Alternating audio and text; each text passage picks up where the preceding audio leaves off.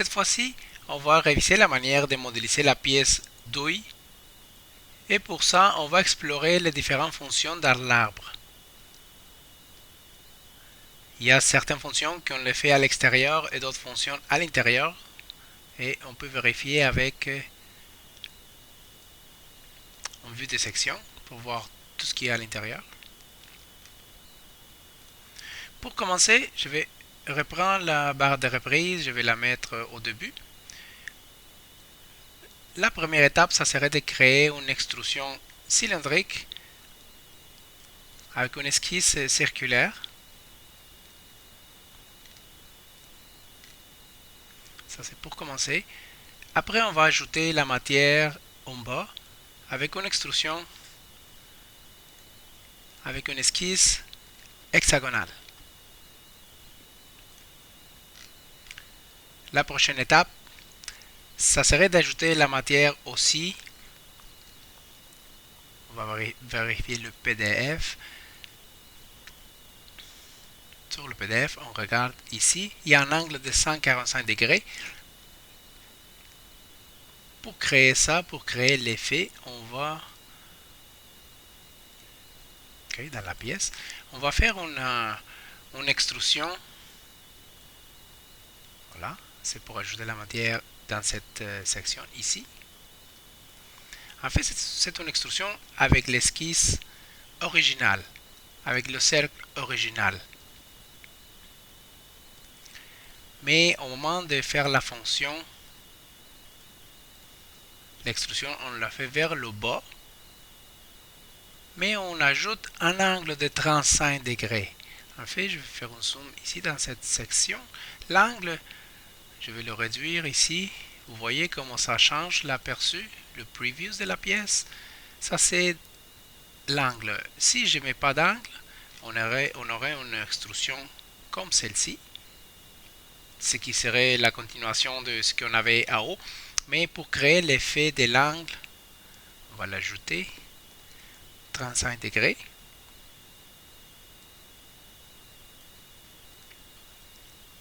La distance verticale, c'est un peu moins importante. C'est que le plus important, c'est que ça rentre, la pièce rentre dans le reste.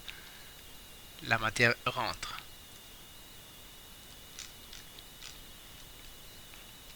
La prochaine étape, on va enlever la matière dans la partie en bas. Ici, c'est un carré. On regarde l'esquisse. L'esquisse carré. Et on enlève la matière. La prochaine étape, c'est enlever la matière dans la partie supérieure de la pièce avec une esquisse hexagonale.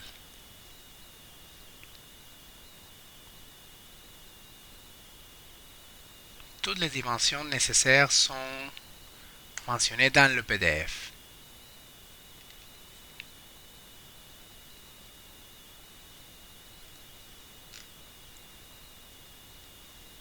Après, il y a un élément de matière circulaire.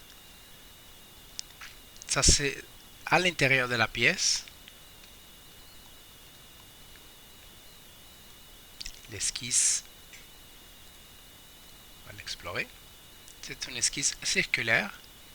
Et l'élément de matière qui passe à travers tout.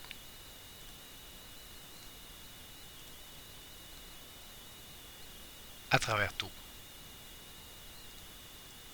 Si on le regarde dans la vue de section, on va voir à l'intérieur. Premier élément de matière, c'est le carré. Deuxième élément de matière à haut, c'est l'hexagone. Et le troisième, c'est le cercle qui passe à travers tout.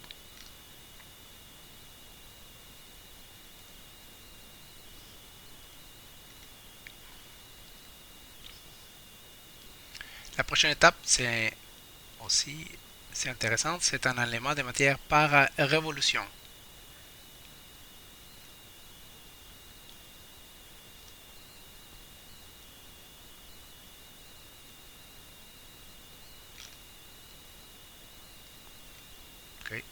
Je vais le montrer de nouveau.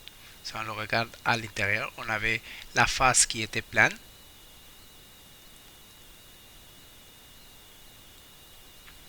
Et on voit ici un cercle.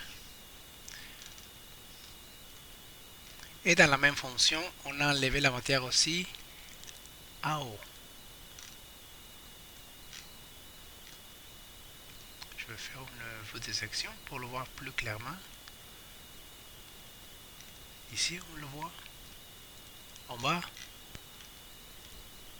et à haut. Pour faire ça, on a utilisé une esquisse avec deux demi-cercles. Le premier, c'est en bas,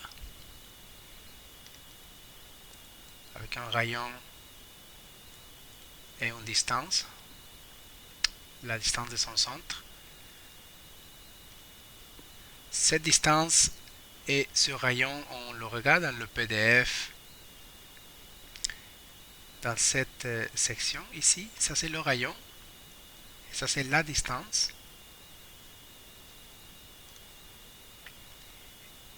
Et dans la partie en haut de la pièce, c'est le même principe, le rayon et la distance. Le rayon et la distance. Et avec les deux demi-cercles, on va créer un élément de matière par révolution pour avoir cet effet-là sur la pièce.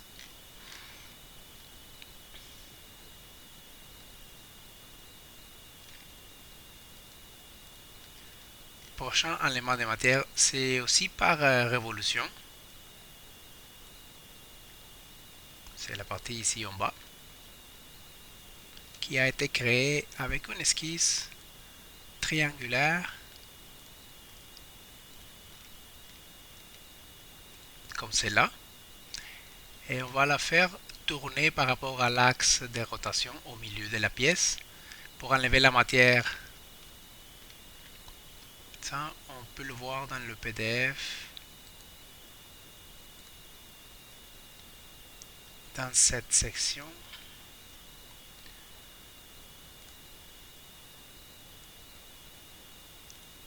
Ici.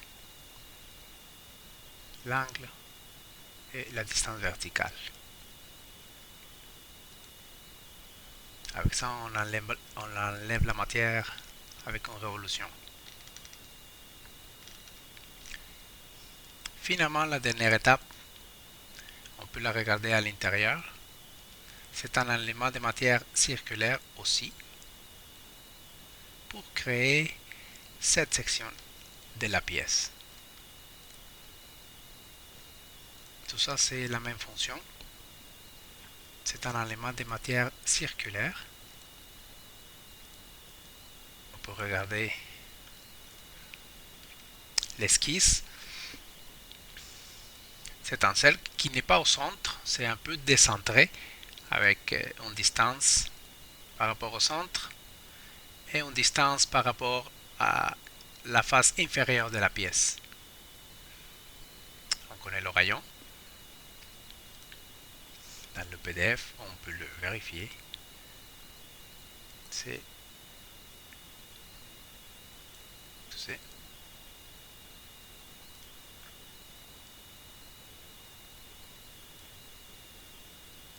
ici. On va créer un élément de matière circulaire.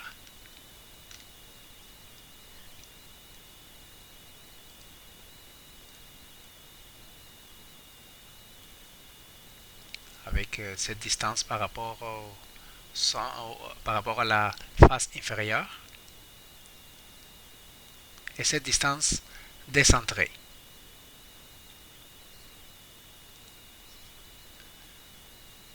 Ça, c'est l'esquisse. On fait l'élément de matière au milieu.